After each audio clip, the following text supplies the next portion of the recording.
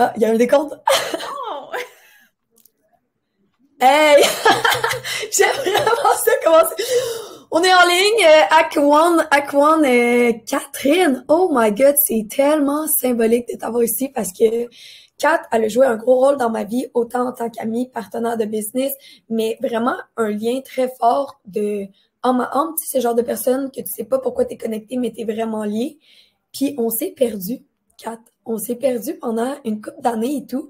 Puis là, de te revoir ici en janvier avec la thématique renaître, qu'on touche proche de la mort puis tout, pour moi, c'est vraiment symbolique parce que quand on s'est perdu, ben, c'est ça, on était rendu à l'étape que Kat, elle venait de vivre en fait, je veux pas parler pour toi. J'aimerais ça que tu dises qui tu es, qu'est-ce qui se passe, parce que les gens, ils te connaissent pas partout, puis moi, j'ai le coup qu'ils te découvrent de Exact. toi, ta façon et non pas ma perspective à moi. Ben, je suis contente d'avoir cette conversation-là avec toi. Puis je suis souvent la personne qui est derrière vous, derrière les gens qui prennent une voix un peu publique parce que je suis souvent la geek derrière vous, derrière les créateurs. Mais oui, c'est vrai, on s'est perdu parce que la vie va tellement vite. Puis les projets, tout ça, la vie. Mais ouais, je suis un peu dans une caverne depuis un an ou deux, je dirais. Puis c'était un peu une mort symbolique aussi, depuis un an ou deux, je dirais. Puis quand tu as publié que tu faisais ce podcast-là, j'ai eu un appel qu'il fallait que je t'en parle. Moi, là, dans le fond, c'était exactement ça un peu. Une mort, puis après ça, un renouveau, une espèce de renaissance qui s'est passée. Je peux pas dire que j'allais très bien. J'allais pas très bien, pas en tout, en fait. Ouais. Mais des fois, tu sais, pour aller mieux, j'ai l'impression qu'il faut vraiment toucher le fond. Mm. Puis c'est comme si j'ai été en grande acceptation de cette période-là, en espèce de gratitude aussi, malgré tout. Tu sais, même dans les journées où ça allait vraiment pas bien, tous les jours, je savais que j'avais quelque chose à apprendre. Puis, ben, pour me présenter, je Mm. suis Catherine, la geek de service. J'ai 37 ans. Je suis originaire du Lac-Saint-Jean et je suis passionnée j'allais dire de mode, mais en espèce de rémission. J'essaie d'avoir une passion très consciente avec la mode. Puis aussi, je suis vraiment, vraiment, vraiment passionnée par le marketing web. J'adore mon métier, puis j'adore le pratiquer de manière euh, consciente, stratégique, intelligente pour permettre aux entreprises, puis aux entrepreneurs et aux créateurs de faire ce qu'ils aiment le mieux, puis faire ce qu'ils aiment le plus aussi. Des gens comme Claudine, des gens comme Isa, des gens comme Mick, dans le fond, des gens comme qui ont des projets puis qui ont les ambitions plus grandes que la Terre à accomplir. Ouais, juste mettre en contexte, Kat, dans le fond, travailler avec moi, c'est un cerveau, là, du sens que n'importe quoi, je suis comme, Kat, bug, je sais pas quoi, Internet, technologie. Kat, elle unresolve toutes les nœuds et tout. Puis là, c'est drôle parce que là, t'as comme été invité à unresolve les nœuds intérieurs. Puis tu sais, moi, juste faire un parcours, je travaillais avec Kat, puis Kat, elle arrivait, puis on était comme, hey, comment ça va? Puis Kat était full authentique de, bah, c'est ça, là, tu sais. Elle était vraiment dans, c'était ça son humeur, tu sais. C'était, il y avait tout le temps une espèce de mélancolie, de, puis là, à un moment donné, tu as vraiment tout lâché, puis c'est pour ça que Kat et moi, on s'est perdus. Il est retourné au gouvernement pour travailler, puis c'est la dernière fois qu'on s'est vu, il y a de ça, genre 1 an et demi, tu retournais au gouvernement, tu avais comme Ouais. des suivis en psychologie, si je me souviens bien, puis on est allé prendre un café, puis là, tu commençais à unresolve des nœuds de, on dirait qu'il y avait comme une compréhension par rapport à ton parcours. Dans le fond, là, euh, exact. Au début de mon parcours, c'est ça. j'étais entrepreneur, ça allait bien. En termes de carrière, tu sais, en même temps, j'ai toujours été une grande travaillante, puis tout ça, tu sais, j'avais des traumas pas réglés, là. Puis en termes de, de profession, si on veut, oui, j'accomplissais beaucoup, puis ça allait bien. Personnellement, il y avait beaucoup de choses pas réglées qui me pesaient très lourd. Puis à un moment donné, ça l'a juste comme explosé. Il y a eu un espèce de trop-plein qui a fait que, un peu comme dans les films, je pouvais même plus me lever le matin. Tu sais, Aïe. là, pour vrai, il aurait fallu que quelqu'un prenne mon corps, l'assoie Wow. sur ma chaise devant mon ordinateur pour que je puisse accomplir quelque chose. C'était physiquement impossible pour moi de me lever. Puis je pense que tu l'as peut-être vu doucement parce que, tu sais, oui, on faisait des zooms, tout ça. Bon, on a travaillé beaucoup pendant la pandémie, là. Je dis les Ouais. zooms parce que c'est ce qu'on connaissait. Tu sais, tu me disais, ça va. Bon. Tu sais, j'étais Ouais. authentique là-dedans. Ça allait moyen, mais bon, je continuais. Mais jusqu'à temps que ça allait plus pantoute. Puis, ben, à un moment donné, euh, je me suis dit, bon, ben là, n'ayant plus de ressources, mais en même temps en voulant gagner sa vie, tu sais, avant d'aller en psychologie, en me disant, bon, ben, faut qu'il se passe quelque chose, faut qu'il se passe quelque chose, je vais aller voir une psy, mais, tu sais, avant de trouver en même temps le bon axe, la bonne personne, puis, tu sais, tu veux juste que tes problèmes, ils se règlent, tu veux juste aussi avoir la paix, Mhm. puis, je suis dans un mode, je veux plus travailler, je veux plus toutes ces pensées-là, j'avais juste un trop plein. Fait que là, je me suis dit, je veux la paix. Je veux la paix, je veux la paix, je veux la paix. J'avais eu comme, tu sais, le gouvernement, c'était 6 séances de psy. Ouais. OK, je vais mieux, antidépresseur, tout ça. Je suis gelée. Je vais fonctionnellement mieux. Je veux faire mon 9 à 4. Puis je veux la paix. Je pense que je vais être heureuse comme ça. Fait que moi, je Mhm. me dis, super, je vais aller à la place la plus safe. Je vais aller, j'allais le nommer, je vais aller travailler comme fonctionnaire au gouvernement. Bon, les gens ne me connaissent pas, C'est vrai que les mais fonctionnaires, c'est vraiment des morts vivants. oui, en fait, j'ai rencontré des gens merveilleux. Ouais. Les gens qui me connaissent, je suis fondamentalement positive. Je Ouais. pense qu'il y a des gens qui sont faits pour ça et qui sont bien là-dedans puis qui s'accomplissent. Puis j'en ai rencontré qui sont heureux et tant mieux. Personnellement, moi, puis pour vrai, là, j'ai tout le temps été une personne qui excelle dans son travail et au gouvernement, je n'étais pas du tout bonne. Je n'étais pas. Je me faisais chicaner. Je veux dire, je n'étais pas bonne. Je suis pas bonne pour être sur la ligne droite, faire exactement ce qu'on me dit, Mhm. avoir une procédure, la suivre. Moi, dans le fond, je suis bonne pour prendre une problématique, la revirer de bord, trouver des solutions Mhm. créatives. Là, je veux. Puis, tu sais, dans le fond, j'étais allée là exactement pour ça. Pas me casser la tête et tout, mais tu sais, je me suis rendu compte que c'est pas dans mon être. Puis, même si je me force, hey, j'étais malheureuse. J'étais malheureuse, j'étais malheureuse, j'étais malheureuse. Puis, tu sais, là, je veux dire, oh là là, prendre ma petite pilule le matin, puis faire mon 9 à 5, j'ai essayé. J'ai Ouais. essayé, mais j'ai énormément de gratitude parce que malgré tout, à ce moment-là, c'est ce que j'avais besoin. Mhm. Euh, Puis, tu sais, ils m'ont accueilli à bras ouverts. J'étais quand même en petits morceaux. Ils m'ont offert un bon emploi, une routine, une stabilité, une sécurité. Puis, c'est ce que j'avais besoin C'est ça, à hein? ce moment. C'est une routine, une stabilité, une sécurité. Mais juste pour démêler, toi, tu te considères plus dépressive, anxieuse, tu sais, parce que c'est différent dans le cerveau. Qu'est-ce qui se passe, tu sais? Les deux? On peut-tu? Ça a été des phases parce que j'avais jamais connu l'anxiété avant. Et là, j'ai eu des grandes phases d'anxiété récemment. À cette Hmm. période-là, ce que je suis en train de vous raconter, j'étais juste profondément dépressive.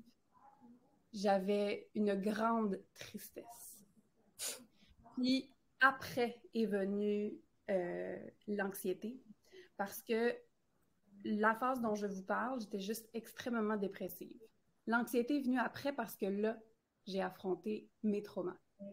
Mes traumas étaient que, bon, après avoir quitté le gouvernement, après avoir découvert que c'était pas fait pour moi, et c'est correct, j'ai trouvé une thérapeute idéale pour moi aussi, qu'on a entrepris une démarche extrêmement difficile, mais extrêmement bienfaisante.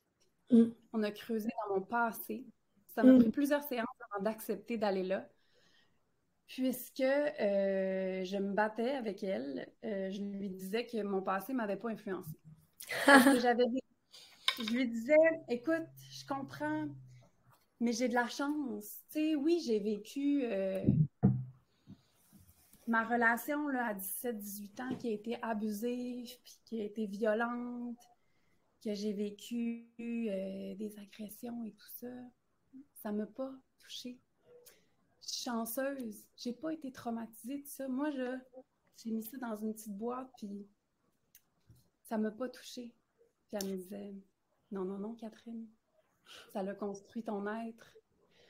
Et donc, il y a un gros chemin, gros chemin. Puis après ça, j'ai plongé dans une phase extrêmement anxieuse et que j'ai remis en doute toute la construction de mon être au complet. Ouais. Parce que je me suis rendu compte non seulement des traumas en fait, dans le fond, j'ai réalisé tellement de choses, des traumas relationnels que j'avais bâtis avec mon premier amoureux à 16 ans, mais qui avaient aussi été forgés de ma très, très jeune enfance, de ma relation avec ma mère, que j'adore ma mère. On a fait beaucoup de chemin ensemble, mais tu sais, qui était tellement difficile. Fait que, tu sais, je sortais d'une phase super dépressive. Après ça, ça allait quand même mieux. J'avais pris des forces, mais ça, affronter ces traumas-là, j'ai trouvé ça hell of a ride. Pour vrai, là, wow. Vraiment difficile. Mais, puis, je te dirais, là, que je suis encore là-dedans, mais malgré tout, j'y ai trouvé de la force.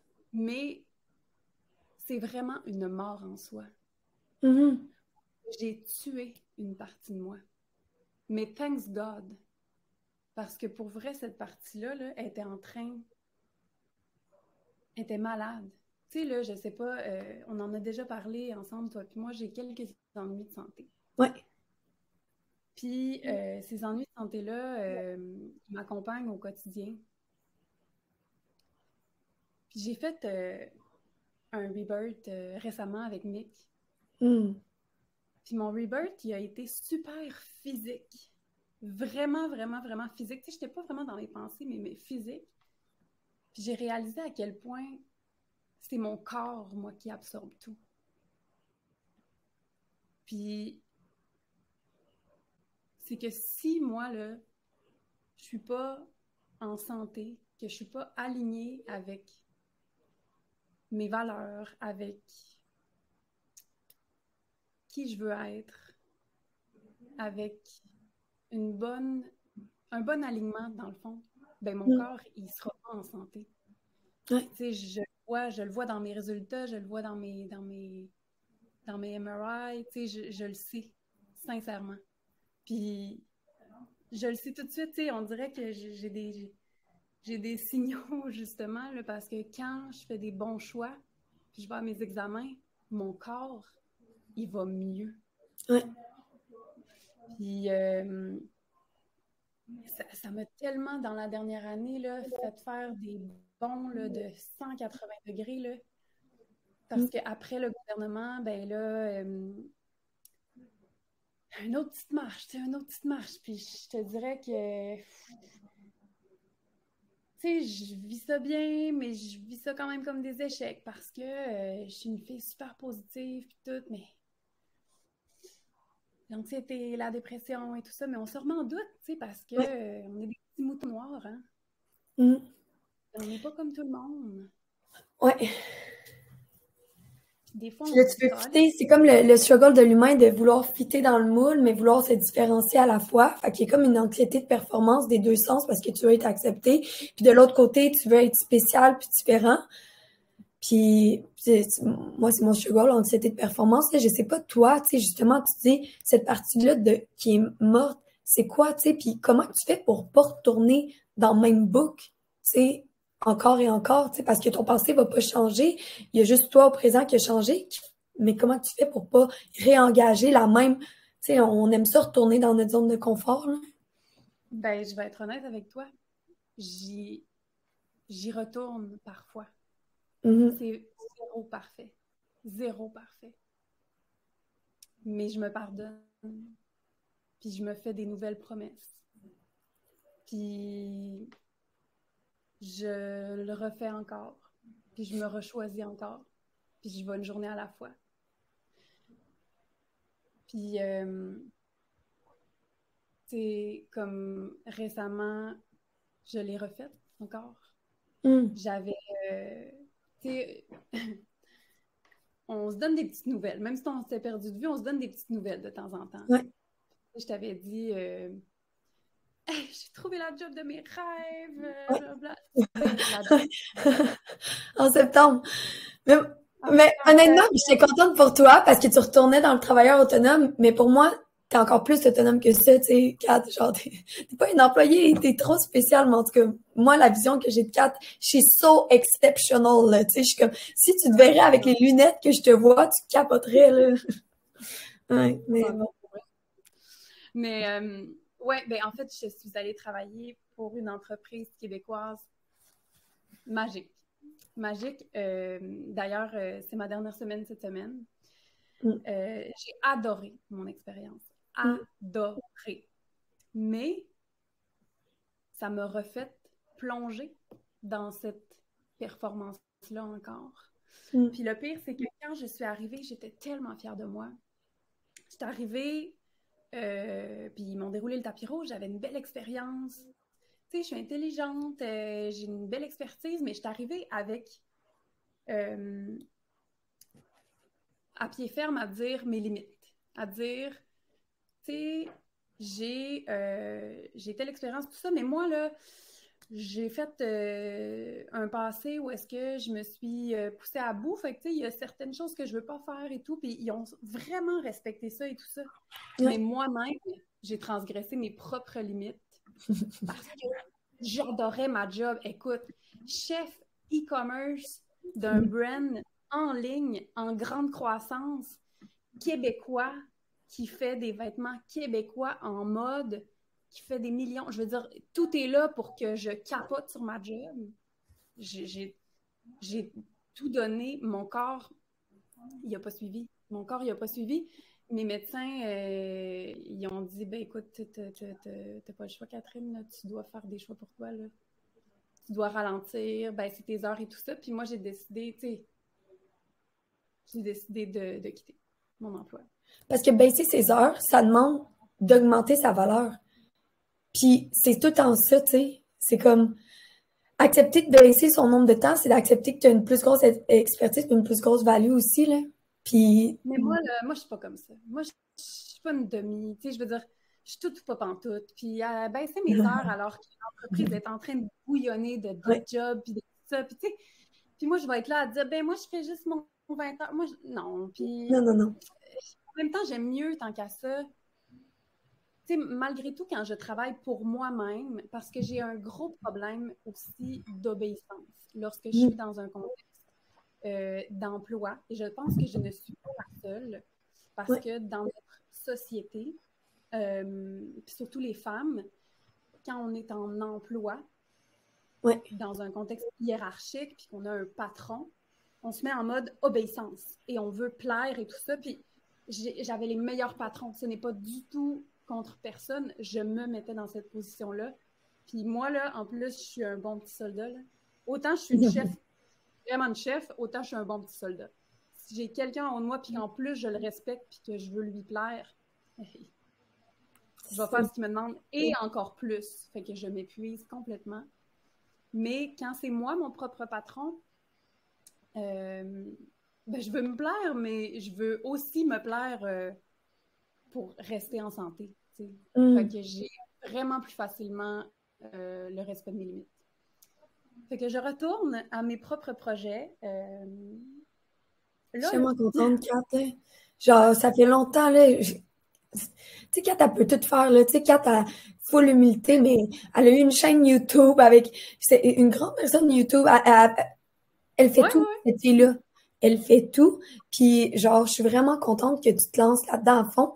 J'ai goût de finir, tu sais, il nous reste genre 5 minutes parce que dans la liste de Patreon, on avait des questions ce mois-ci. Puis, j'ai goût de faire un petit wrap-up questions rapides, là, tu sais, que ça monte intuitif. Bon. Ouais. Fait que c'est la Alice Rebirth. Puis, ça commence comme ça. Quel est ton sentiment par rapport à la mort? Beauté. Ça me vient comme ça. Beauté. OK? As-tu peur de la mort? Non. As-tu peur de mourir ou de vivre pleinement? Vivre pleinement. Est-ce que tu as eu l'occasion d'accompagner ou d'être témoin de la mort de quelqu'un? Oui. Mon grand-père. Est-ce que tu as entendu une histoire de mort qui t'a touché ou perturbé? Oui. Est-ce que je le raconte? On dirait que je Ouais, sais pas. peut-être. Ça te dit oui. Ben quick, la sœur de ma mère qui est morte dans un incendie en voulant sauver ma mère. C'est une histoire de mort qui m'a touchée et qui m'a accompagnée tout au long de ma vie. C'est une histoire pas banale, ouais. C'est tellement drôle parce que, Kat, sais-tu qu'est-ce qui me monte en ce moment? Tu sais, c'est l'histoire du sauveur empathique. Puis pour moi, c'est un bon archétype qui pourrait vraiment te fitter, tu sais. Sauver les autres, mais oublier que s'il n'y a pas le super-héros, ben, il n'y a personne qui est sauvé, tu sais. Mm. Puis dans le sauveur empathique, tu sais, clairement, tu as de l'empathie, tu as de l'énergie, tu sais, genre pour qu'est-ce que je connais de ma Kat, c'est comme t'es là pour les autres. Puis l'histoire, c'est que moi, ça a fait la même chose, tu sais, avant mes 2 burn-out et tout. Puis je veux tout le temps me souvenir de cette scène-là. J'étais dans l'avion, pandémie, puis il y avait juste mon ami qui se met à tousser parce qu'il trouvait ça drôle, parce que le monde paniquait, mais l'avion s'est mis en tension, OK? Puis suite à ça, on a eu les plus grosses turbulences que j'ai jamais vécues de ma vie. Puis on était au mode genre, oh, on va mourir. Puis à ce moment-là, j'ai eu une vision d'une ancienne vie où je sais pas c'était qui, mais qui a caractérisé mon parcours de fallait que je sauve tout le monde dans l'avion. Fallait que je laisse ma vie au service de toutes les autres. Puis ça a fait en sorte que tous mes choix, par la suite, étaient basés sur cette vision-là. Fallait que je sauve tout le monde avant de me sauver moi. Puis l'histoire, c'est que je donnais tellement d'importance à cette croyance limitante-là qu'elle a fait mon parcours de vie jusqu'à en perdre ma santé, en perdre mon copain, en perdre ma famille. Puis là, à un moment donné, c'est de remettre en question la première croyance. Est-ce que c'est une croyance qui m'aide ou qui m'aide pas, tu sais? Mm. Puis clairement que ça m'aidait plus à ce moment-là. Tu sais, Claudine n'existait même plus dans cette croyance-là. J'avais même pas mon droit d'exister. Fait que moi, il a fallu que je passe par mon mindset pour reconditionner. Tu sais, dans le sauveur empathique, l'empathie a un certain chose de bon, mais le sauveur, tu sauves pas personne. Chacun a choisi leur chemin à eux. Puis c'est de remettre en question que je suis pas responsable de rien, qu'est-ce qui arrive, tu sais. Mais je suis responsable de moi, Et puis toi? de me faire de moi ma première importance, ça a été ça, c'est de faire mourir cette partie-là de moi. Fait que je sais pas si ça te parle, si ça caractérise peut-être que je projette sur toi, là, mais Oui, puis c'est une belle image. T'as raison. Si simple, mais si vrai qu'on a tellement tendance à pas penser en premier lieu. hum. C'est bon. J'aime ça.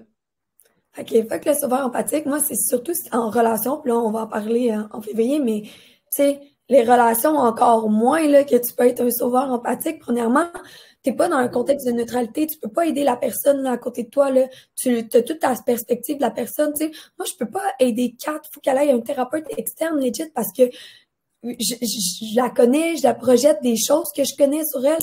Fait que je suis pas dans un contexte de neutralité pour vraiment aider Kat, tu sais. Je vais toujours projeter ma vision de Kat sur elle, tu sais. Puis la meilleure façon, de toute façon, qu'on peut être là pour aider les autres, là, ben, c'est en s'aidant soi-même. Ouais. Puis ça, je pense que c'est notre ego qui fait que c'est dur de faire ça. Parce que notre ego, justement, fait que on voudrait donc être la personne qui sauve les autres, puis avoir cette reconnaissance-là. Mais dans le fond, là, se sauver soi-même, là, c'est déjà tellement gros, Hmm. puis tellement beau de se sauver soi-même, là. Juste ça, on devrait être fiers de soi. Puis ça qui dit, c'est que sur le lit de mort, il n'y a rien d'autre qui importe. Tu sais, la perception que les autres ont de toi, Hmm. toutes les choses que tu fais dans ton quotidien, ils font plus de sens nécessairement, à part si c'est vraiment aligné sur toi, tu sais. Puis il y a un livre qui s'appelle, tu sais, Les Five Regrets of Dying, tu sais, c'est les gens, qu'est-ce qu'ils regrettent sur leur lit de mort. Puis c'est tout le temps ça, de pas avoir, ça a été choisi, de pas avoir pris du temps. Comme là, moi puis Kat, tu sais, on pourrait ne pas avoir le temps de se jaser, là, en ce moment-là, tu sais. Puis, hey, c'est pour ça que j'ai sorti ces cartes-là. C'est à cause du passage d'hier. Oh my God. C'est, OK, ça dit, plusieurs d'entre nous sont tellement occupés à vivre à construire notre vie qu'on oublie d'en profiter, de savourer puis d'avoir du plaisir. Puis moi, c'est une chaîne about pleasure. C'est comme, ouais, tu construis ta vie, tu construis tu sais, tu construis la maison, mais tu l'utilises même pas. Tu fais même pas des gros parties dans ta maison, tu fais même pas des gros repas, tu prends tellement soin de ta maison. Tu sais, c'est comme quelqu'un qui fait tout le temps le ménage de sa maison, mais qui ça vaut même pas de mettre la maison, de faire des parties. Puis c'est ça, on oublie pourquoi on a construit la maison at first. On a décidé pourquoi on a construit notre vie at first. Fait que, je sais pas, ça me parlait full ce chapitre-là hier, puis Starseed Card. Fait que, je sais pas. Seed card, c'est genre un peu pour juste planter des graines un peu dans ton cerveau. C'est quoi le principe seed card? C'est Starseed, ok, qui est mon nom d'artiste, qui m'est venu. Puis je sais pas pourquoi, il y a des cartes qui s'appellent Starseed que j'aime vraiment beaucoup. Puis l'histoire de la Starseed, c'est un peu une histoire que c'est une étoile qui est tombée sur Terre, puis t'es comme, ah, c'est ça la vie sur Terre. Puis il y a toujours une espèce de mélancolie intérieure de je suis pas sûre que j'aime la vie parce qu'avant, tu voyais tout avec perspective, puis tu étais dans un ciel éclairé, rempli de lumière. Puis là, tu viens sur Terre avec toute la vie, la montagne russe d'émotions. Puis ça fait en sorte que le Starseed est jamais... Il y a tout le temps cette mélancolie-là à l'intérieur. Puis toutes ces cartes-là t'invitent à encore plus surrender, à faire... Tu as choisi de tomber sur Terre. Fait que Starseed, viens vivre ta vie d'humain. Puis je sais pas pourquoi ce deck-là me parle vraiment beaucoup. Puis le nom Starseed, j'en ai fait mon nom d'artiste. Puis c'est ça, tu sais, pour moi, c'est une croyance qui me fait du bien de croire que je suis une Starseed parce que ça l'explique mon espèce de petit ressenti interne de genre la vie, tu sais, mes petites mélancolies. Puis j'en souffre plus maintenant, tu sais. Je suis comme, c'est l'histoire du Starseed. Ouais. Ouais, puis ton côté star qui rayonne. Que t'aimes les autres aussi. Tu sais, on parlait de toi l'autre jour, je suis allée déjeuner avec Valérie et Catherine d'Avril, qu'on Hmm. s'est rencontrés, là. Puis on parlait de toi à quel point que t'es comme une lumière. C'est fou. Je sais pas si tu le sais. T'es un soleil pour tellement de monde. Ben, ça a été ça mon défi de oser shiner. Puis c'est là-dedans que j'ai commencé l'année avec cette affirmation-là. J'incarne l'archétype du lion, j'ose shiner. Puis, tu sais, c'est drôle parce que mon image de commerce de Starseed, à la fin de mes shows, j'ai tout le temps mes petites paillettes éco-responsables. Oui, je suis vraiment fière de ça. Puis je pitch ça sur les gens, genre, hey, la vie, c'est des paillettes, puis on shine tout ensemble. Fait que j'essaye de plus en plus parce que moi, tout, j'ai eu le même parcours de toi, quatre différents. Tu sais, on a chacun notre narrative. Merci d'avoir partagé la tienne, Kat. Puis Merci de genre, m'avoir permis de le faire. Merci. t'es, Kat est vraiment incroyable. Genre, elle me dit que c'est une lumière, je suis une lumière, mais Kat, c'en est une vraiment beaucoup. Puis tu peux pas éclairer pleinement tant que t'as pas goûté à la noirceur, je pense. Exact. T'as raison. Parce que tu peux pas nous montrer le chemin. C'est comme si tu demandes aux gens de sortir de la caverne, mais toi, t'as jamais fait le chemin vers la lumière de être dans la caverne. Tu sais, là, comme l'algorithme. Fait que je pense que c'est pour ça. Puis là, t'es prête à voir la lumière. Puis je suis vraiment contente que ici, ça soit un tremplin puis qu'on se retrouve ici. Merci du fond du cœur, Kat. Y a-t-il quelque chose que tu as le goût de transmettre, de dire avant de partir? Dans tous les sens du terme, avant de partir, c'est comme une autre mort qu'on est en train de créer. Ben, que des fois, tu sais, mon Dieu, la réflexion, c'est que j'y pense sincèrement. c'est vrai que c'est pas facile des journées, mais ça vaut la peine. Puis moi, ce qui m'a aidé et ce qui m'aide, c'est d'y aller pour de vrai une journée à la fois. Puis ça peut avoir l'air un peu dark, qu'est-ce que je vais dire, mais ce ne l'est pas. Tu sais, quand on est au plus profond du désespoir puis qu'on pense à la mort. Mhm. Puis je suis pas en train d'avoir un discours pro-suicide, pas du tout. Mhm. Mais penser à la mort, ça fait partie de la vie, OK? Mhm. Ça fait partie de la vie. Je veux dire, ça occupe la pensée de plein de monde. Mhm. Ben, moi, qu'est-ce qui m'aidait? C'est de me dire, OK, c'est quoi la pire des choses qui peut arriver? C'est la fin? Ben, ce sera pas pire que ce soit la fin, je veux dire, un autre jour, OK? Mais aujourd'hui, fais juste de ton mieux. Fais juste de ton mieux. Puis, c'est parce que je veux bien le formuler, parce que je veux pas avoir l'air de dire tu mourras un autre jour, mais c'est un peu ça que je veux dire. Tu sais, dans le Ouais. sens où j'étais tellement déprimée que je me disais, c'est pas aujourd'hui que je vais mourir, mais tu sais, si jamais ça va vraiment mal, on verra un autre jour, OK? Mais tu sais, juste de me dire une journée à la fois. Pense pas trop loin. Juste aujourd'hui. Qu'est-ce que je peux faire aujourd'hui? Puis après, là, ça fait vraiment chier les conseils que je vais dire, là. Non, Mais ça. faire l'exercice, ça Mhm. marche. Puis ça me faisait chier. Je veux dire, mettons, là, genre, j'allais au gym ou j'allais prendre une marche, là, puis je revenais, puis j'étais comme, bon, c'est vrai que ça marche.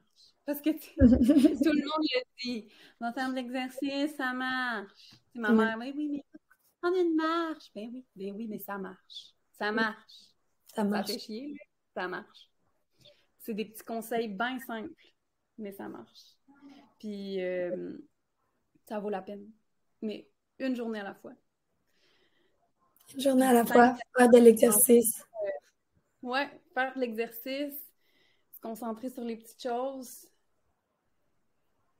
Puis au bout du chemin, là, ben après ça, ça fait faire des grandes choses parce qu'aujourd'hui, je me sens prête à faire des choses monumentales, à faire des projets monumentaux. Puis je te dis ça, là, j'ai un gros passé, là. J'ai déconstruit la personne que j'étais, j'ai des problèmes de santé, mais aujourd'hui, je me sens prête. Je suis en meilleure forme que jamais.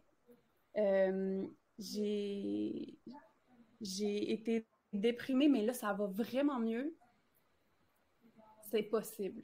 Fait que c'est juste ça que j'avais envie de dire dans une J'adore très ça. longue conclusion.